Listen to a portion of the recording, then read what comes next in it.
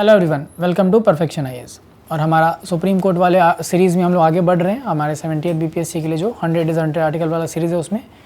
तो आज हम 63rd डे अगर बात करेंगे तो हम लोग जुरिस्डिक्शन जो शुरू हुआ था, एक जो इसमें ओरिजिनल जुरिस्डिक्शन हमने कवर कर लिया ऑलरेडी, तो अब हम एपेलेट जुरिस्डिक्शन की बात करेंगे। एपेलेट जुरिस्डिक्शन जो है वो 3 आर्टिकल्स के द्वारा 132 से लेकर 134 में कवर किया गया है। और एक और आर्टिकल है 134A जहाँ पर इससे रिलेटेड सर्टिफिकेट की बात हुई है। अब एपेलेट जुरिस्डिक्शन क्या होता है? तो जब किसी दूसरे कोर्ट के फैसले को अपील करने के लिए आप कहाँ जाते हैं? Supreme court. और ऑब्वियस ही बात है, सुप्रीम कोर्ट जो हमारा सिंगल इंटीग्रेटेड सिस्टम है जुडिशरी का, उसमें सुप्रीम कोर्ट में आप किसके फैसले को अपील करेंगे? हाई कोर्ट्स के फैसले को। तो हाई कोर्ट 3 तरह के मामले देखता है। एक कॉन्स्टिट्यूशनल मैटर, तो उसके फैसले को अपील करना है तो उसका प्रोविजन 132 में है। दूसरा है सिविल मैटर, तो 133, और तीसरा क्रिमिनल मैटर 134।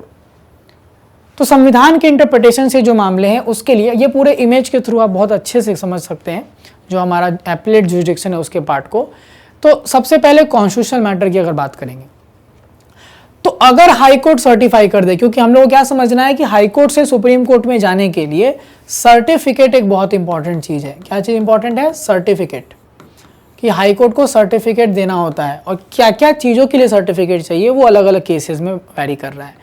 जैसे कॉन्स्टिट्यूशनल मैटर में अगर सुप्रीम कोर्ट जाना है तो हाई कोर्ट को ये सर्टिफाई करना होगा कि इस केस में जो सब्सटेंशियल क्वेश्चन ऑफ लॉ, यानी सबसे इंपॉर्टेंट जो कानून का क्वेश्चन था, that requires interpretation of the constitution. तो अगर किसी कॉन्स्टिट्यूशनल मैटर में हाई कोर्ट ये सर्टिफाई कर दे, सिविल या क्रिमिनल जो भी मैटर गया था और वहां पर ये सर्टिफाई कर दे कौन? हाई कोर्ट, कि इस मैटर के अंदर संविधान का इंटरप्रिटेशन सबसे इंपॉर्टेंट क्वेश्चन है, तो आप इस बेसिस पर सुप्रीम कोर्ट में जा सकते हैं। अगर हाई कोर्ट ऐसा सर्टिफिकेट नहीं दिया तो आप नहीं जा पाएंगे रेगुलर कोर्ट्स में। दूसरा है सिविल मैटर।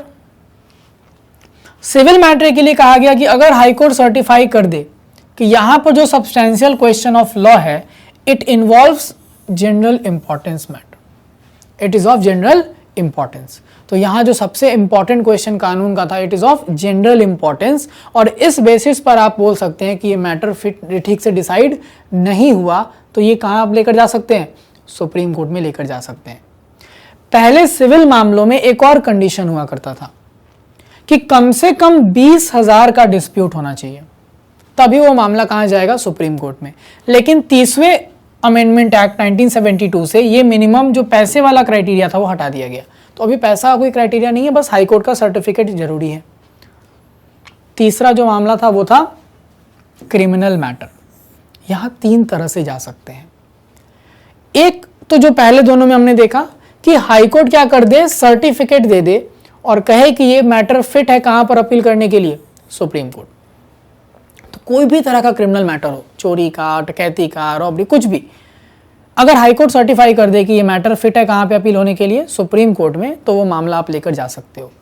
लेकिन इस केस में, क्रिमिनल केसेस में, 2 ऐसे भी मामले हैं जहां पर आपको सर्टिफिकेट की जरूरत नहीं पड़ेगी। ये आपका अधिकार बन जाएगा कि आप डायरेक्टली सुप्रीम कोर्ट जा सकते हो हाई कोर्ट के फैसले के बाद, वहां सर्टिफिकेट लेने की जरूरत ही नहीं है।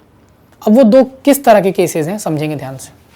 पहला केस है कि कोई मामला लोअर कोर्ट में जो चल रहा था, लोअर कोर्ट ने उस केस में किसी को बाइज्जत बरी कर दिया, यानी एक्विट कर दिया, और हाई कोर्ट ने उस एक्विटल के डिसीजन को रिवर्स कर दिया अपने पास जब उसके केस गया होगा अपील के रूप में।